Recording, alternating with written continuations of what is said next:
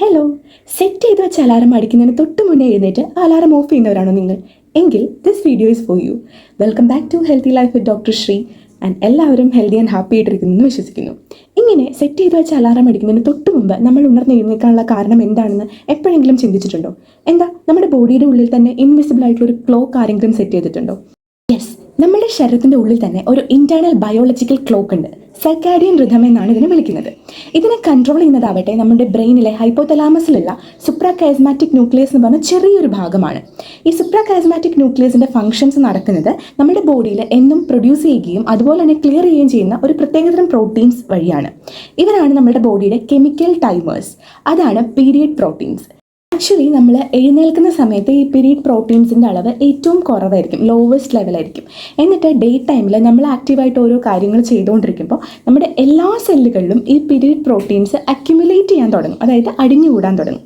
എന്നിട്ട് രാത്രിയാകുമ്പോഴേക്കും ഇതിൻ്റെ അളവ് ഹയസ്റ്റ് ലെവലിലേക്ക്, ആ പീക്ക് ലെവലിലേക്ക് എത്തിച്ചേരുന്നു. അങ്ങനെ അത് പീക്ക് ലെവലിൽ എത്തുമ്പോൾ നമ്മുടെ ശരീരം ടയേർഡായി, നമുക്കിനി ഉറങ്ങാനുള്ള സമയമായി എന്നുള്ള സിഗ്നൽ ശരീരം ബ്രെയിനിലേക്ക് അയക്കുന്നു. അതിനനുസരിച്ച് നമ്മുടെ ഉറക്കത്തിന് തയ്യാറെടുപ്പിനായിട്ടുള്ള ഹോർമോൺസും കാര്യങ്ങളും ഒക്കെ റിലീസ് ചെയ്ത് നമ്മൾ ഉറങ്ങുന്നു. ഓക്കെ, എന്നിട്ട് നമ്മൾ ഉറങ്ങുന്ന സമയത്ത് നമ്മുടെ ശരീരം വെറുതെ ഇരിക്കുകയാണോ? അല്ല, ഈ അന്നേ ദിവസം അടിഞ്ഞു കൂടിയിരിക്കുന്ന പീരിയഡ് പ്രോട്ടീൻസിനെ ഗ്രാജ്വലി ക്ലിയർ ചെയ്യുന്നു. അങ്ങനെ ക്ലിയറായി പീരിയഡ് പ്രോട്ടീൻസിൻ്റെ അളവ് ലോവസ്റ്റ് ലെവലിലേക്ക്, അതായത് ഏറ്റവും താഴത്തെ ലെവലിലേക്ക് എത്തുമ്പോഴാണ് നമ്മളുടെ ശരീരം ഉണരാനുള്ള സമയമായി എന്ന സിഗ്നൽ ബ്രെയിനിലേക്ക് എത്തിച്ചേരുന്നത്. നമ്മൾ ഡെയിലി ഒരു റുട്ടീൻ ഫോളോ ചെയ്ത് വരുന്നവരാണെങ്കിൽ നമ്മളുടെ ബ്രെയിന്, നമ്മുടെ SCN ഒരു ഏകദേശ ധാരണ ഉണ്ടായിരിക്കും എപ്പോഴാണ് നമ്മളുടെ പീരിയഡ് പ്രോട്ടീൻസിൻ്റെ ലെവൽ ലോവസ്റ്റ് ലെവലിലേക്ക് എത്തുന്നതെന്ന്, അല്ലേ? ആ ഒരു കൃത്യസമയത്തിന് മുൻപ് തന്നെ ശരീരത്തിനെ ഉണർത്തുന്നതിന് ആവശ്യമായിട്ടുള്ള ഹോർമോൺസ് ഒക്കെ റിലീസ് ചെയ്ത് നമ്മളുടെ ബോഡീനെ ഉണരാൻ വേണ്ടിയിട്ട് ബ്രെയിൻ പ്രിപ്പയർ ചെയ്ത് വെക്കുന്നു. ഇത് ഈ അലാറം അടിക്കുന്നതിന് തൊട്ട് മുന്നേ തന്നെ നടക്കുന്നതിൻ്റെ കാരണം എന്താണെന്നാണ് ആലോചിക്കുന്നതെങ്കിൽ, ആക്ച്വലി അലാറം അടിക്കുന്ന ശബ്ദം അല്ലെങ്കിൽ മറ്റെന്തെങ്കിലും തരത്തിലുള്ള ശബ്ദം കേട്ട് പെട്ടെന്ന് ഞെട്ടി ഉണരേണ്ടി വരുന്നത് സത്യത്തിൽ ബ്രെയിൻ ഒരു വലിയ സ്ട്രെസ്സാണ് കേട്ടോ.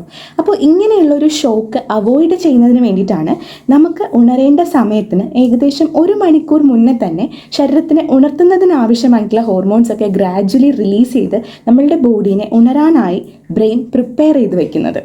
ചിന്തിക്കുന്നുണ്ടാവുക, ഓക്കെ, ഇതൊക്കെ ശരിയാണ്, അത് ഡെയിലി റുട്ടീൻ ഫോളോ ചെയ്യുന്നവരുടെ കാര്യത്തിലല്ലേ.